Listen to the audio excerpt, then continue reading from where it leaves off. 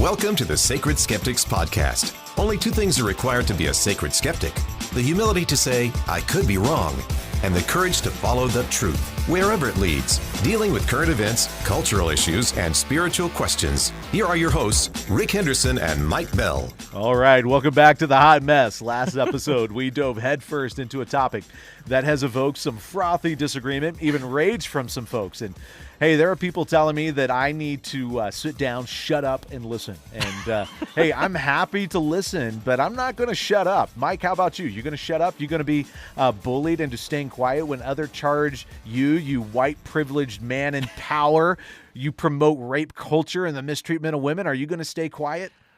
Rick, I have to admit, as I was watching you go through the gauntlet at the end of the relevant article that we talked about last episode, it took all my willpower to stay out of that fray. I felt for some of the women, was agitated by a few of them as well, but arrogant, self-appointed, self-assured, know-it-all, dismissive labeling male social justice warriors are probably the hardest people for me to deal with and to stay a Christian. And there was at least one of them on there that was making my fangs come out. I kept writing replies and deleting them, writing reply, deleting it, because I thought, I'm just not going to do this justice. But there were so many bad listeners that weren't paying attention to what you actually had said. And that guy trying to psychoanalyze you and tell you all about your motivations and your MO was driving me nuts. The people like that, I don't know. It's Mike, I'm going to lose my salvation over people. I feel so well cared for. You're so chivalrous. Thank you. You're welcome. Yeah. But you know what? There are people who are bad listeners out there, and people wrote back, Rick, perhaps your experiences differ because you're a guy. Well, I would think that my experiences certainly are different. Being a man, from a man's perspective, is different from a woman, and I don't discount anybody's experience. I don't say anyone's experience is wrong or invalid. That's not what I'm saying at all. But it wasn't about it. You really weren't saying your experience. You were saying the experience of the women that I have had interplay with in ministry has been different than what is being talked about. And I asked a bunch of ladies, and they hated this article, and they said, this is horrible. This is not true. Now, one thing that quite a few women could resonate with is, I've been made to feel like it's my fault. It's my responsibility if other dudes lust. And so, which is bogus. That's bogus. I'd say, man, I feel compassionate about that. I want to make sure that I'm not unintentionally contributing to that. How about the guy who said, Rick, you represent all that is disdainful about religion? All of it? I mean, that would make me fairly accomplished if I could manage to pull that off. Hey, it's easy to throw darts. It's easy to throw shame and shade at people and assume that you know a lot of stuff about them. And Mike, I really debated back and forth whether or not I was going to share this. And it's easy for people to say, hey, you can't question their experience, which again I'm not doing. And you're a white privileged guy in a position of power in the church. You don't know. Well, hey, you don't know me. And it's easy for you to accept one person's experience and then to reject mine out of hand, but you don't know me. Yeah. What if I were to tell you that when I was 11 years old, my youth pastor tried to molest me a couple of times, and that he went on to molest my best friend and for years, and that youth pastor is now in prison? What would you do if I said, hey, someone incredibly close to me, I'm not going to tell you who, but someone incredibly close to me has been the victim of horrific sexual crimes, and I've walked through the pit of hell with them through recovery? What would you say to me if I said, my dad is in prison for committing a sex crime?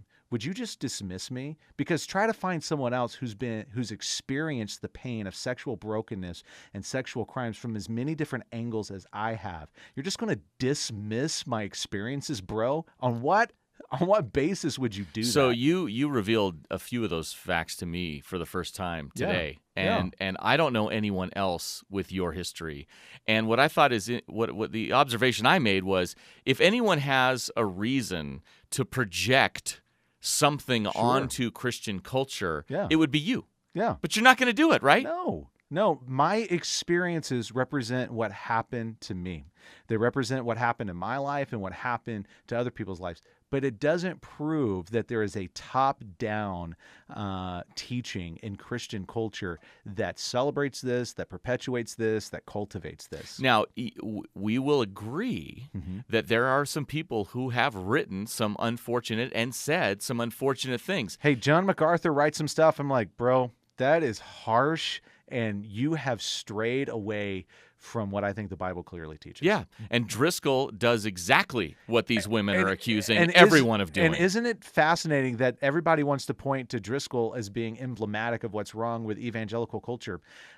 He doesn't represent evangelical culture. Did he not? But let's say that he did. Did he not get fired? Did he not lose book deals? When people realized more and more what was going on, that they said, that's unacceptable. That's not okay.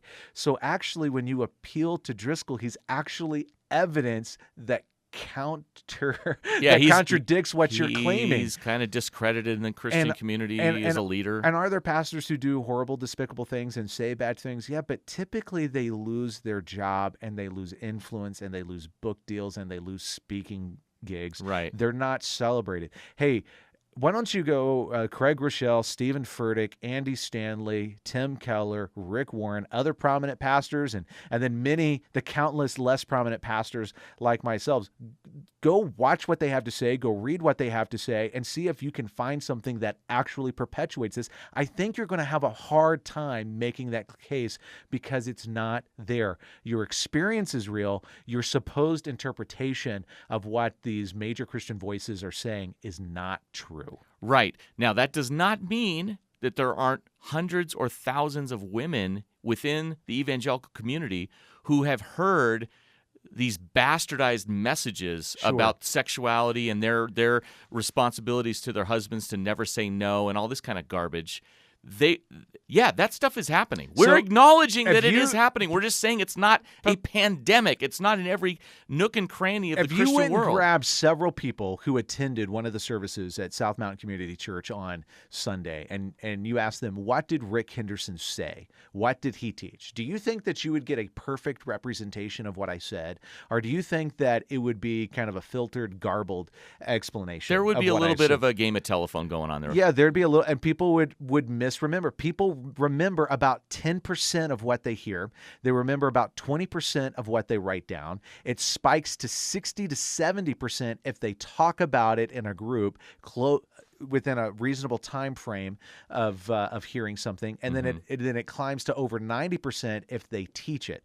And so you're only remembering about 10% of what you hear. And Mike, I lost count of the number of comments of people would say, "Hey, I can't remember exactly where this was, but I know that they said this." This is why it's incredibly important to cite sources. So many of the commenters said people like Emerson Eggerichs, and the author of Love and Respect, he promotes, one person even write this, he promotes that women should unilaterally respect their husbands whether they deserve it or not, and that's how they earn love from their husbands. That's not what Emerson Eggerichs teaches. That's not what Love and Respect teaches. Love and Respect teaches that the primary need of a man is respect. Studies show that most men would choose to be respected over being loved, and that is a need of men to be respected. And women, you should respect men because your husband needs it, not because he deserves it. Husbands, the number one need of women is love. You should love your wife, sacrificially serve her, care for her, look out for her. You should do that for her, whether she deserves it or not. You should do it because she needs it. That's what love does. Love gives the other person what they need, not simply what they deserve. And so you are at best giving an uncharitable reading, and it's an inaccurate memory of what you supposedly read in his book. You're making the point. This is a very nuanced discussion, and people's biases come into play and how they think they're hearing things. I just wanted to highlight the individual who made blood shoot out of my eyes, who told you to sit down and shut up and start listening. And then he says with absolute certainty, until you realize that you are operating out of a narrative of personal certainty that allows you to demand the proof and doubt the claims outright. What narrative is he operating out of? Yeah, I'm like, dude, you are the victim of the crime you're accusing Rick of. I know. It just goes on and on. Hey, but you know what? There's one guy who kept popping up as the poster child of all that is evil in Christendom and forcing women to endure intolerable things. And that's John Piper. And there was a video that was floating around the internet, and he supposedly, according to the narrative of many of the commenters on relevantmagazine.com, said that he is teaching that women need to be abused. And so we're going to take a quick break, and when we get back, we're going to see if that's actually what John Piper teaches. Applying the Bible means that women just have to take a whooping.